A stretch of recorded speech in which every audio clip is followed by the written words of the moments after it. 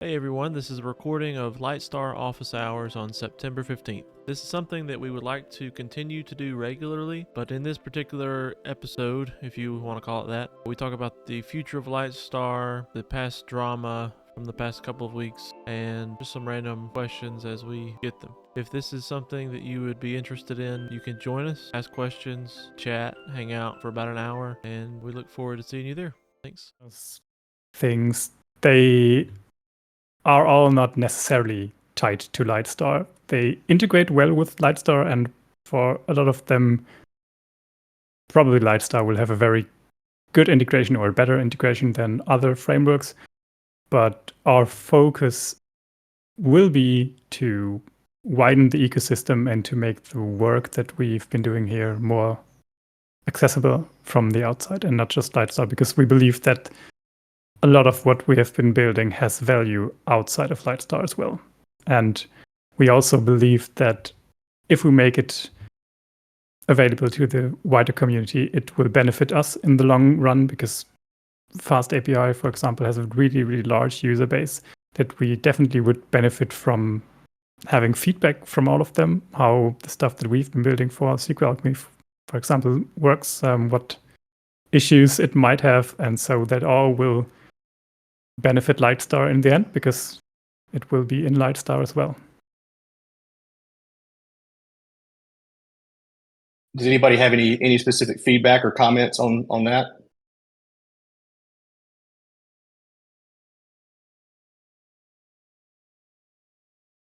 Anything that you would like to see? I guess that's part of the other thing, right? Is there other things that we could do better that? So I just had a doubt. Essentially, I'm gonna assume that in maybe like in Litestar version 3, we'll be taking out this. For example, let's take the SQL Alchemy. We can take that out from Litestar itself and then just use the advanced alchemy, right? So like that's the plan for version 3, I'm assuming. Something to that effect, right? And it may not be as, I'm still trying to think through that, but the goal would be to, one, slim up the main Litestar code base a little bit so that, one, our test cases can run quite a bit faster. So without all of that database stuff, we shave off probably 10 to 15 minutes at least of each test case. And so there's a huge amount of help that we can just do there. And I think we can release a little bit more quickly with that code outside of the Litestar code base. How we actually integrate it, I don't know, right? I think maybe we keep the serialization plugin in Litestar that we have for SQL Alchemy, and maybe override the other pieces of the plugin. But to your point, I think that's something that we want to do. Same thing for maybe DTOs, if for instance they end up coming out and being their own library, where we can kind of slim up the core Litestar code base and really focus on that being the pieces that everybody needs, and then the additional components can be added on. But if there's strong disagreement on that, obviously I'm willing to talk about it. I'm just kind of thinking through this as we're doing it. So feedback is certainly welcome and wanted.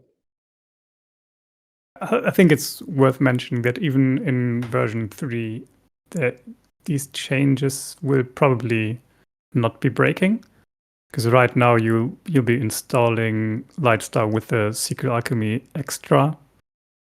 Most likely you will be doing that, and with version 3, when you do that, it would just fetch the extension in the background transparently, and nothing would really change. Probably the one thing that would change are a few import paths, but that's all. So we're planning to migrate basically internally a lot of the stuff during version 2 and then make a cut with version 3, but all the features will remain there.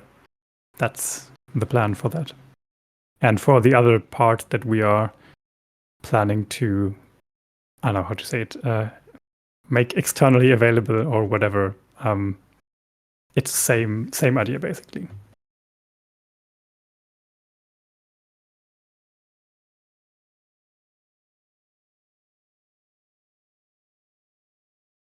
Guax, what do you think about that, man? Are you okay with that approach? Yeah, I think that's great, because I think like Sanic essentially does something along these lines. Like they have a Sanic ext or something along those like package, which is where they have a lot of like the functionality, I think, including the testing itself. But yeah, and they even have it. They have Sanic EXT, and they have an ORM called Mayan. I think I'm saying that right, which kind of is very similar to what we're doing to repositories. And I guess that's kind of another thing, is that we've actually reached out to Adam on from the Sanic team and have requested a couple of different chats. One, help get some guidance on how he structured some of these projects and built that out and maintained these over the years, so that we can do that better and obviously provide a better product for everybody else. But also, how has he put such a good governance structure in place? And so we'll be reaching out to the other big Python projects to get some guidance on that, because we're ready to take it to the next level. I think we've got an incredibly solid foundation. A lot of people are using it already in production, and we just want to make it better, and we want to make sure that we have something that will, persist outside of any one of us, right? That the project is kind of growing legs at this point, and we think that it's ready to mature. Yeah, I think that's another good point, right? Our short and long-term goals for this project at the moment. So the transition from Lightstar 1, or actually from Starlight to Lightstar version 2, that was kind of rough. It took us quite a bit longer than we originally anticipated. But from here on, we would prefer that if you, say, are on Lightstar 2.6, 7, 8, or whatever will be the last version before 3, that you should basically be able to just upgrade to 3.0, and then it will be a smooth process, not a lot of, or ideally no migration needed. That's where we want the project to kind of be at that point. So a lot of the work will be focused on, I think we said that already, right? Focused on stabilizing what's there, mainly fixing bugs, not doing a lot of more flashy feature development. We have added many, many great features, and I think I don't want to say Lightstar is feature complete. It's far from that. There's so much more that you could do, but it's becoming quite large of a project already, and we want to make sure that we are able to deliver quality features instead of just delivering, I don't know, a lot of features. So now we have a lot of features, and we'll need to get on the quality part. Not that I'm saying the stuff we have is bad, just no, it's great. It just there's a lot of polish that can happen in quite a few places, and I just want to echo what you're saying and let everybody know that this was kind of the plan from the get-go prior to the past couple of weeks. But the whole idea was to get us to 2.0, we stabilize and really polish the feature set we have and make it best in class across the board. And so I think that doesn't change, and we continue to do exactly that.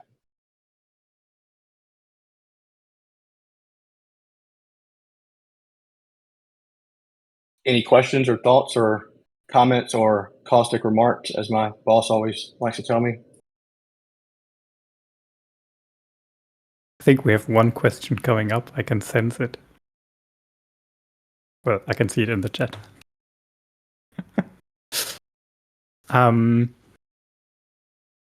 Maybe we can talk a bit about what that means in terms of features, like what will be added or what won't be added, right? Because it's not like we are planning to say that, I don't know, Lightstar, there's a feature freeze right now. We are not adding anything. So basically we would only be making point releases. We are not planning to do that. So there definitely will be new features. But the idea was kind of like that if we add something new, it's not going to be an entirely new functionality. So there's not going to be any new, I don't know, completely new DTO class or whatever. That's not going to happen. But I don't know, maybe an extra helper method on a request or something that's within the scope that we are operating on. So small quality of life or functionality additions will still happen. So development on that front hasn't stopped. And we'll continue on, right? And as things need to happen or changes need to happen, certainly want to hear those. So, one thing I just saw, Tyler, I got your chat message. One of the things, there's a library out there, and I don't use just raw forms usually, but there's a form library that Jake, you worked on making an integration. WD Forms, I think. Oh yeah. It ended up, I think, Yannick said that what we have allows us to do it natively without that integration, if I remember right. Yeah, I think we should probably just document that approach. If I remember correctly, it's almost like half a year ago. Someone went ahead and tried to implement an extension or a plugin to integrate WTF into Litestar, but it ended up just being not really necessary because you can just use WTF without. You don't need an extension for that. I'm going to write that down. So that's one thing we should probably add to the documentation, how you, use that. But that would be the recommended way, basically. Just use that. Yep, and the comment on the docs, 100%.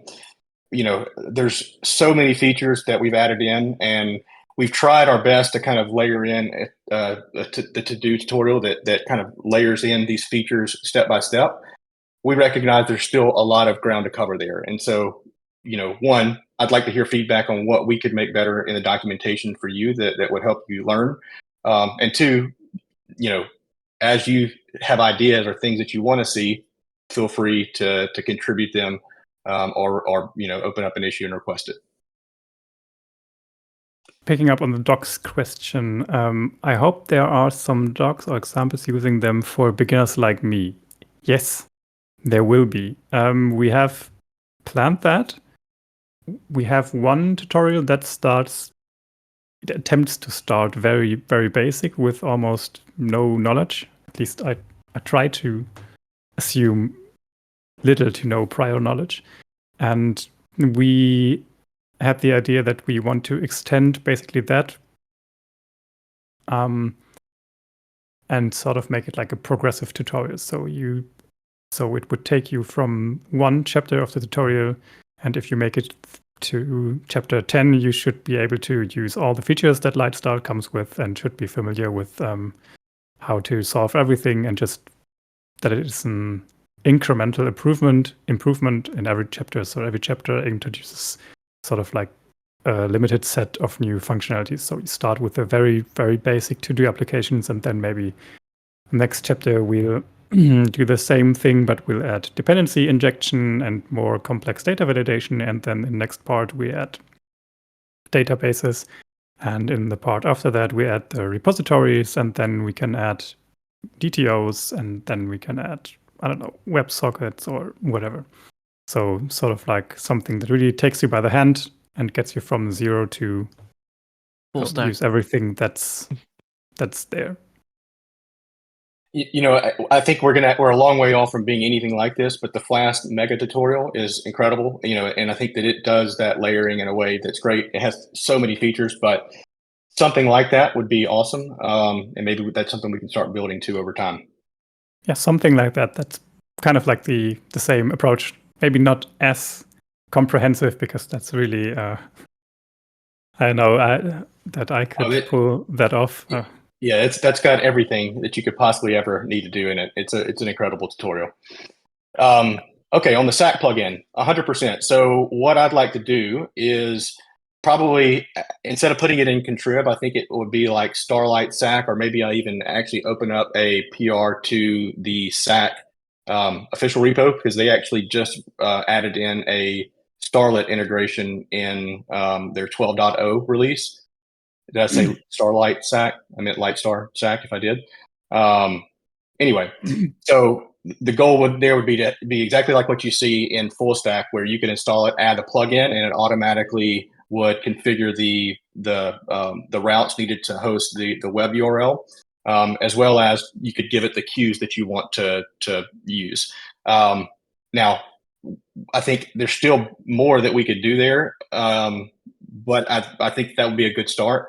Like, for instance, I think that over time, and Yannick, I don't know how you feel about this, but I think we have several ways to do the same thing. So, for instance, it would be great if something like background task was able to tie into some other backend that you configured, so that it didn't have some other way it also executed tasks outside of the request process than your configured,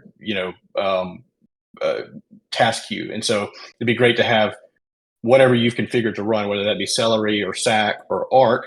The background task section of it would just offload directly into that engine. I know there's a little bit, we've got a lot before we could get to that point, but having just that basic integration would be the starting point, and then pie in the sky would be to get to what I just kind of outlined.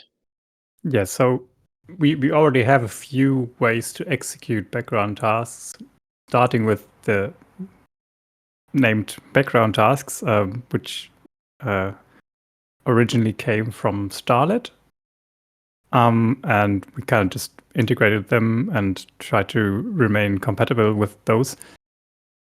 And the idea, basically what you've said, to just sum that up, is to expose all of that and consolidate it into a single interface that you can use, and that can then just run stuff however stuff needs to run.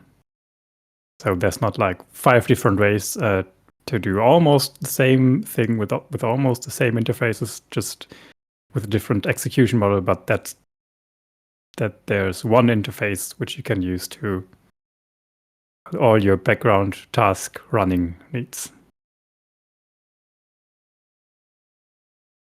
That's a good question, by the way.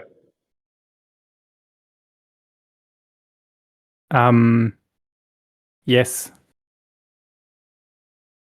So it will be part.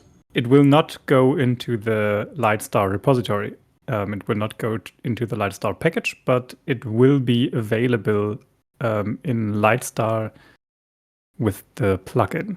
So there's a Litestar plugin in Advanced Alchemy that has the Alembic integration stuff, Alembic CLI stuff, and we have the CLI integration plugins for Litestar that can just plug in natively. That's basically how it was set up in Litestar from the beginning. So there's not really a difference from the perspective of a user where that comes from. So you just, instead of from Litestar contrib, you will import it from Advanced Alchemy, and that's the only difference.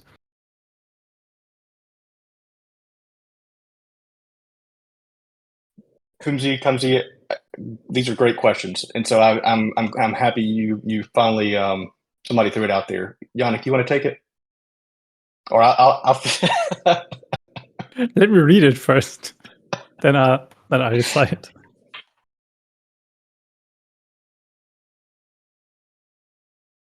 And it's a very important topic to us, by the way. And yeah, I'm glad. I really am glad you asked it. All right. So regarding the first question, no, we have not yet defined a way, but we are in the process of doing that. I kind of teased this in the announcement I made in the announcement channel. We don't want something like this to happen in the future, and I can't say that we have yet already found a way which we know will prevent this in any case, but it's our intention of doing that. We already have some ideas, and I think we are on a good way to formalize this and put this also in writing somewhere and share it with you, with the community, so that you know how this stuff will be handled in the future, or what structures, what processes we put in place to prevent things like this happening again. Yeah, and I'll take it a step further. So, in addition to us having quite long discussions around what we need to do next and how we want to make this a community governed and transparent organization, as Yannick said, we haven't quite figured out exactly what that looks like. But what I'll also add to that is that we've reached out to maintainers of big frameworks. Sanic Adam from Sanic was one of the guys we talked to earlier today. And we're looking for guidance on how to run these large projects. And so the goal here is to make Lightstar be around for a long time and something that you guys can regain trust in and expect it to be there when you guys need it to be working. One, I think I mentioned on the podcast that I've already been using it for a year. It's important to me that I don't have to go and refactor all of my code and we continue to use it. At the same time, we also want it to be able to evolve and go to the next level. But, a lot of us are already depending on it and it needs to be there. And we're definitely going to formulate a roadmap, a new set of guidelines for probably community discourse, as well as how we want to run the project and be transparent about how things will evolve and be governed. But we don't have it just yet, but we definitely intend to put that together and make sure that it's published and available for everybody. All right. I'm going to take on the second question there. Contributing to the project if you don't have a lot of time. Well, every little contribution is welcome. We usually have features that are flagged as some minor issues, good first issues, or anything really. Feel free to just take any issue that you feel comfortable taking on and open a PR or ask someone to one assign word you. like one letter changes in PRs are welcome, right? If you see a typo and the only thing you change in the PR is, hey, I fixed this typo, that's help to me, right? Because I think that one of the biggest problems we have is our documentation. It's gotten hundreds and hundreds of leaps and bounds better, but it still could be better, right? And so I think that as more eyeballs get on it, and those are little things that everybody can do. Say, okay, I've got fix this one typo and submit a one-off PR. I would love to see those little things. And so what I'm trying to say is that no PR is too small, right? If it's a tiny thing that you want to see, then feel free to make that suggestion. Also, I want to point out, you not only code is used, right? So giving feedback, being active on the Discord is really helpful for the project as well, especially feedback, because we want Lightstar to be great, to have great features, to be stable, to be usable, and feedback from the community is the most important thing for that part, because we are using Lightstar, but if we're only building it for ourselves, we won't be able to cover other use cases as well as we are able to if we get a lot of feedback. So I don't know, if you have to decide, I can spend 20 minutes fixing something in a small issue or writing about something that's really frustrating when using Lightstar, you can also just type something up in Discord, send it somewhere, or open a discussion on GitHub. This is also very, very valuable. This also goes in hand with like pull request reviews.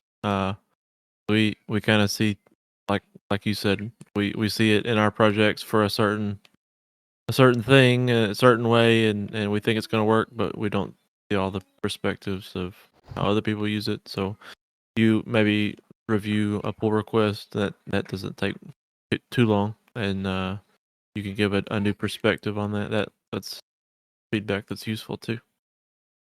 I just want to add on to that.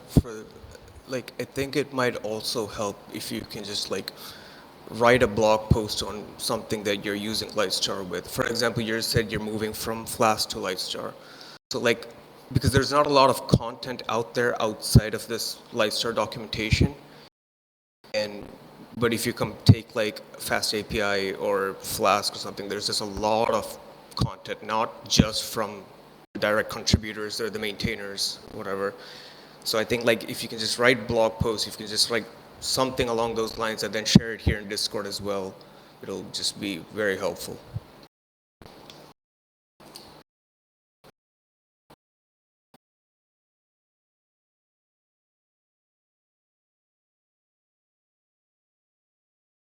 All right.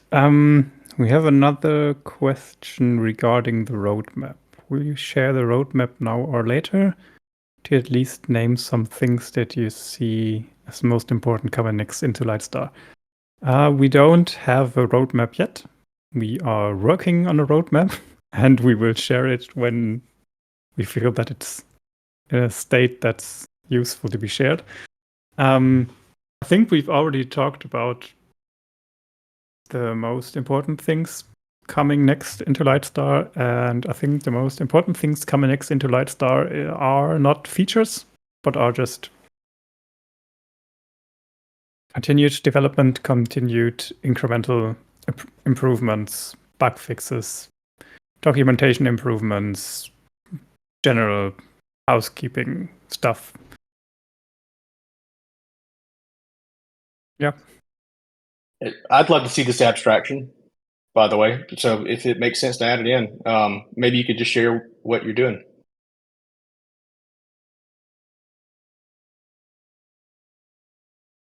That's a Gazerby or Gazerby. Sorry if I butchered your name. Yeah, absolutely.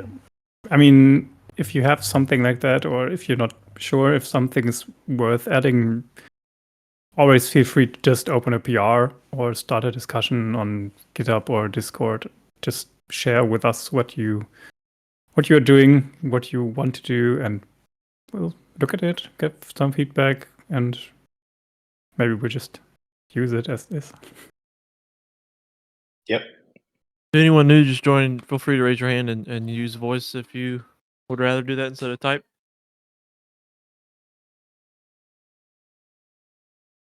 I'll be right back.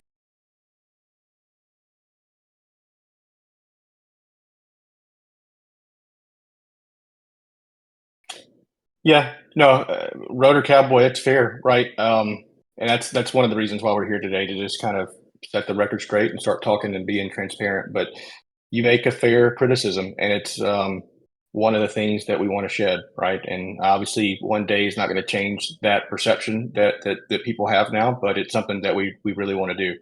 I appreciate you being honest and open about that feedback, though.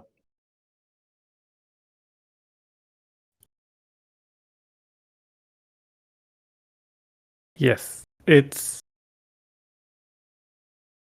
perfectly understandable that you think that.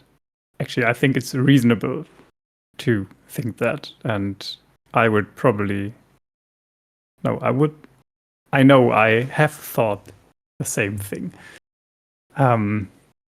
It's And let's just I do want to be clear. We're not gonna speak on some of the issues, but the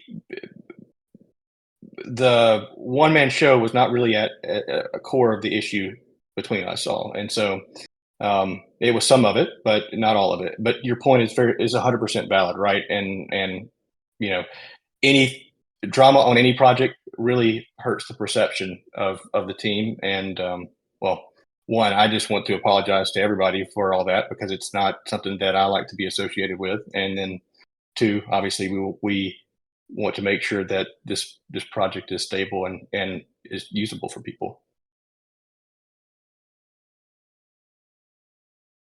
well, maybe we can talk a bit about why.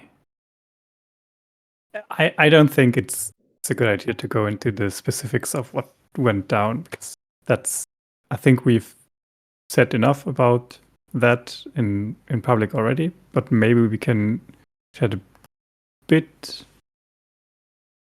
Maybe we can shed some light on why, not specifically why in general we left and then rejoined and Naman left, because that was, I feel like that's kind of the turnover that they have been talking about here, which is probably not the greatest way to handle this situation. So from my perspective, this whole thing started already a while ago when Peter Schutt left the project. And to be honest with you all, full transparency, when Peter was considering to leave the project, I was considering to leave the project as well. I have at that point decided to not leave and to try to make it work because I believed in the project and because it's technically a really great thing and I enjoyed working with most of the people there and I had fun doing it.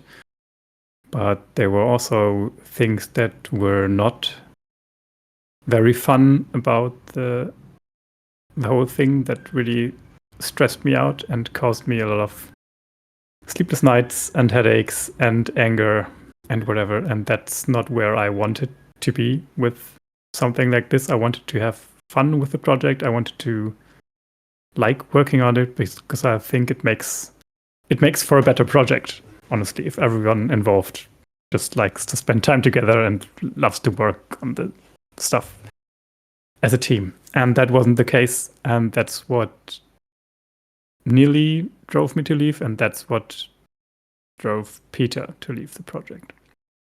But I thought, okay, so maybe leaving isn't the best thing because I think maybe we can just fix that and that would be the best outcome. And we have tried to fix it. But we couldn't. So then it came to a situation where now I don't want to speak for you, Cody and Jacob, but we basically thought that we had given this enough time and enough chances to resolve, to try to make it work, and it didn't work. And we felt that we were at a point where we had to be honest with ourselves and say, well, it can't work like this, and it will only hurt us and the project in the long run if we just continue like this. So after a lot of consideration, and we have decided to leave the project. Because what we couldn't do and what didn't feel right to us also was to force Naman out of his own project. Because it was his project. He was the person that created it. He was the person that came up with it. And as much as we disagreed on stuff, there's no question about the role he played and what big of a role he played in creating this. So it wasn't for us to say, you need to go. So it was for us to leave at that point. So that's what we did. And it was at least for me, it was an incredibly tough decision, guys. So I don't want to make light of a few words there. It was a whole lot of mental turmoil to get to that point. Yeah, it's not like we said, well, this is too hard, we're out. It was weeks and weeks and weeks of not abandoning this thing that everyone depends on. We depend on it at work and that kind of stuff. So we did that. Go and ahead. Then after a while, and again a lot of talking back and forth and thinking about us, everyone for themselves and we as a group and we with Naman and he for himself, we came to the conclusion that it might be better for the project if he left and we took over.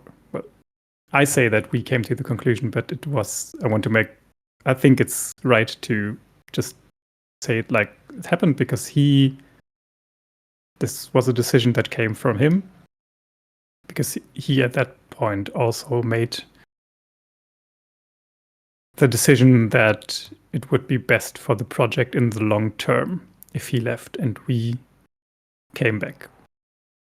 So then again, there was one more thing that we really had to think about. And we did. We took our time and we had a few conversations. And we thought about how we could do this and how we could manage to come back and make the project better and if we could prevent something like this from happening again, and if we could provide the long-term stability this project deserved. And well, we came to the conclusion that yes, we felt that we could actually do that, and that it would actually be the best way to handle this. And well, here we are again. And that was incredibly transparent. Hopefully, if you guys have any questions on that, feel free to ask them. But hopefully that helps clarify how some of this transpired. And we have Peter back in some capacity, which is Oh yeah, that's true. We are hoping that he will return as a maintainer of Litestar as well. Well, he's actually indicated as much to me, but I will let him do the announcement. But hopefully that'll happen soon. Yeah, it would be a really great re-addition to the team, because he has made a lot of very substantial contributions already, and it would be great to have him back, because it's fun to be around and he's a very great coder as well. Okay, so we have a lot of some questions, but so you got I think we've got the features question is the main thing, and it's around the generic controllers. And actually, this is one of the things that we've been talking about how to do. We want to do this. I think there's going to have to be some adjustments to how it's currently implemented, and it may not be 2.1, but it's coming soon. We definitely want to do this. But I'll let Yannick talk a little bit about it. I need to kind of dig in on what's there to figure out exactly how we need to change it, because in its current implementation, I think it caused the repository interface to be changed in ways that probably aren't good. But anyway, the long and the short of it is we want to finish that up as soon as possible. Yeah. So the generic controllers, that's not an easy topic. So it's actually more than one topic. So what we have there is we had an initial idea of generic controllers, which was tied to DTOs.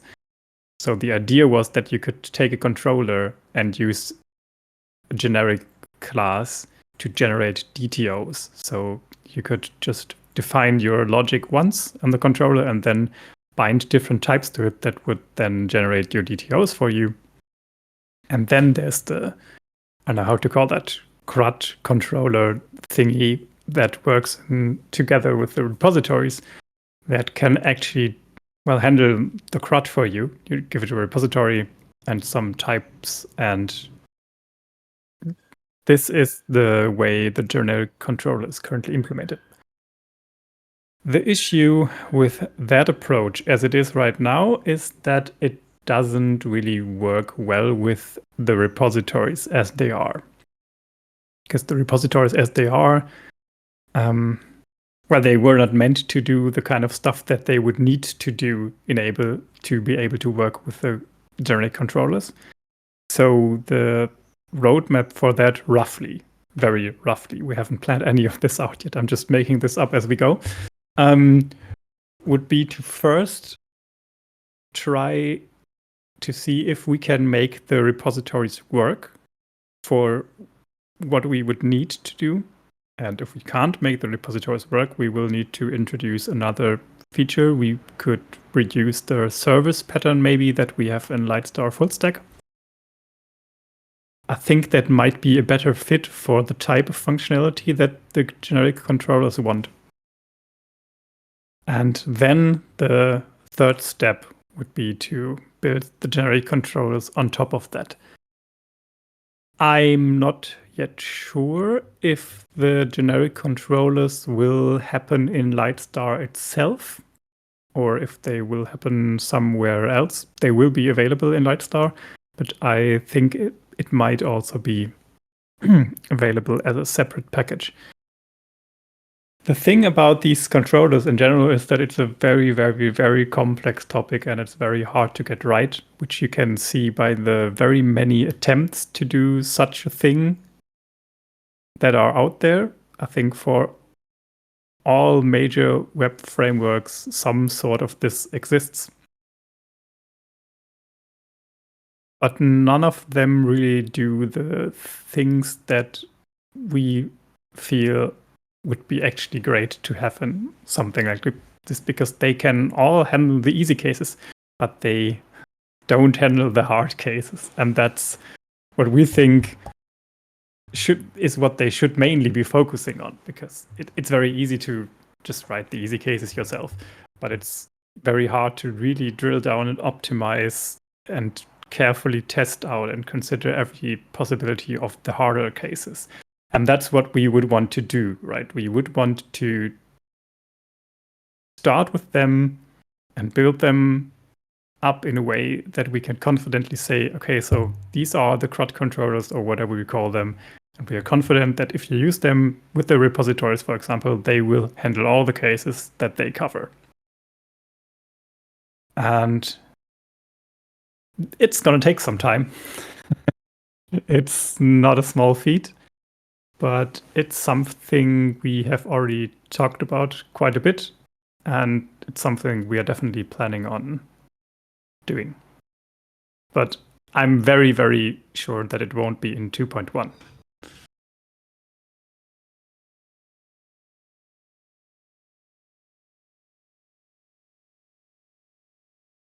I hope that answers your question. So, yeah, is it paused for now or it's not decided yet? I would say that it's paused right now because it won't be coming this release and it won't be coming next release. It is planned to be worked on. Yeah. I think that's all we can say. We want it, just don't know that exactly when it is coming. We want to do it right, I think is the biggest thing.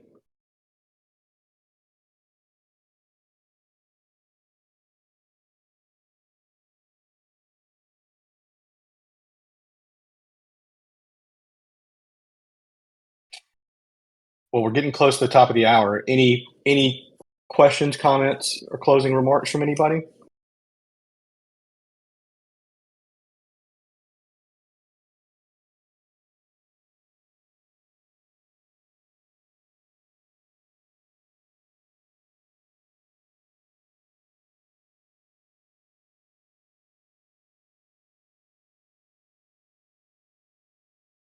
Well, thanks for joining. Hello, Catboy. The kings have gathered.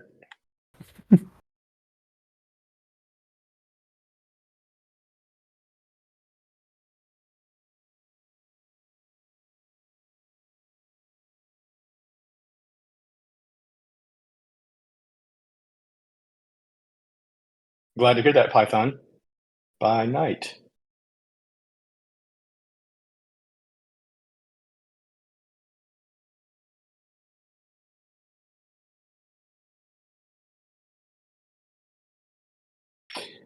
And do you guys want to see this kind of thing happen more often?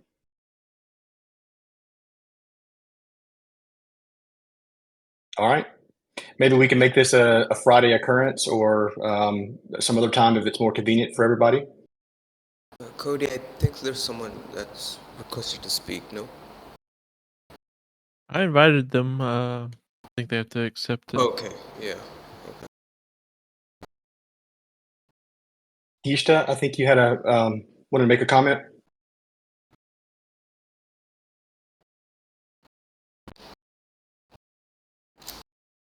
What are we doing today, though? Well, that's a good question. I don't know about you, but my day is almost over here. I've got another second half of meetings, so I'm going to flip back over to my work computer and sit on video chat for Google the rest of the day. Sounds like an awesome Friday.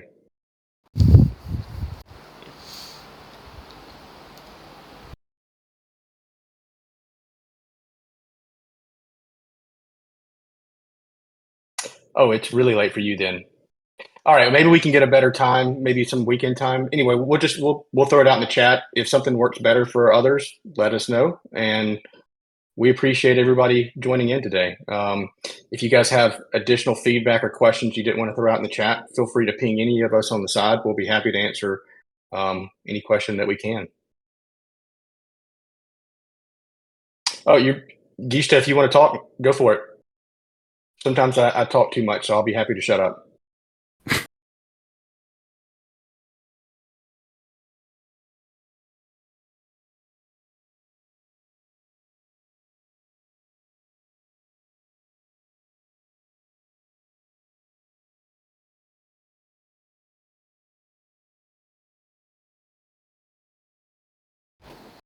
Can you try like resending the request?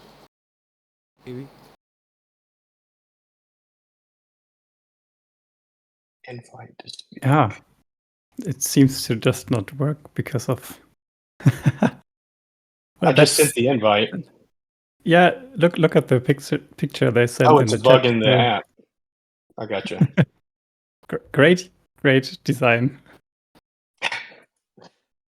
All right. Well, if you want to ping us on the side and have a comment, feel free to do so. We'll be happy to answer it. Sorry about Yeah. that. Awesome, guys. Have a great Friday and a good weekend, and we'll look forward to doing this again.